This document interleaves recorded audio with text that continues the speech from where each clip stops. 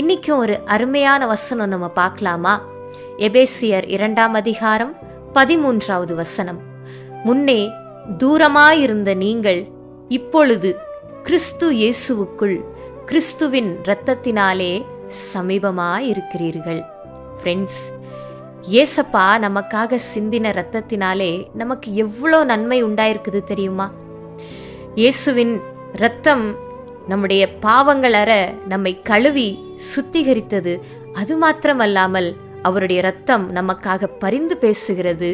இந்த வசனத்தில் சொல்லப்பட்டபடி முன்னே தூரமாயிருந்த நாம் எல்லாரும் அவருடைய இரத்தத்தினாலே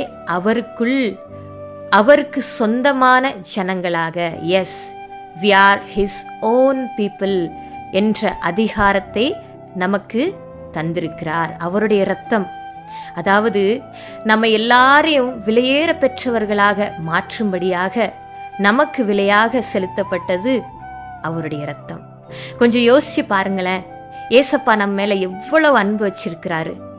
அவருடைய அன்பினாலும் அவருடைய நாமத்தினாலும் அவருடைய இரத்தத்தினாலும் நாம் தைரியமாக நம்முடைய எதிரியாகிய பிசாசு பார்த்து சவால் விடலாம். நான் இயேசுவின் இரத்தத்தினாலே மீட்கப்பட்டிருக்கிறேன், எனக்கு விலையாக அவருடைய இரத்தம் சிந்தப்பட்டிருக்கிறது, அவருடைய சிந்தப்பட்ட இரத்தம் எனக்காக பரிந்து பேசுகிறது, அவருடைய இரத்தம் என்னுடைய இருதயத்திலே பூசப்பட்டிருக்கிறது, அவருடைய இரத்தம் என் மேல் தெளிக்கப்பட்டிருக்கிறது. இயேசுவின் இரத்தம் ஜெயம். இயேசுவின் இரத்தத்தினாலே நான் சாத்தானுடைய சகல அதிகாரங்களையும் மேற்கொண்டேன். இயேசுவின் இரத்தத்தினாலே சகல வியாதிகளையும் மேற்கொண்டிருக்கிறேன்.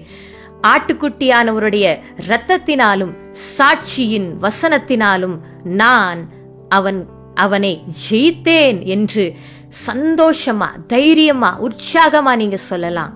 யாராலையும் உங்களை அசைக்க முடியாது. இயேசுவின் இரத்தத்தினால மீட்கப்பட்ட ஜனங்கள், நீங்கள் எல்லாரும் சந்தோஷமா ஆர்ப்பரியுங்கள். அவருடைய இரத்தத்தினாலே உங்களுக்கு ஜெயம், மீட்பு, மன்னிப்பு, சந்தோஷம், சமாதானம் உண்டாயிருக்கிறது.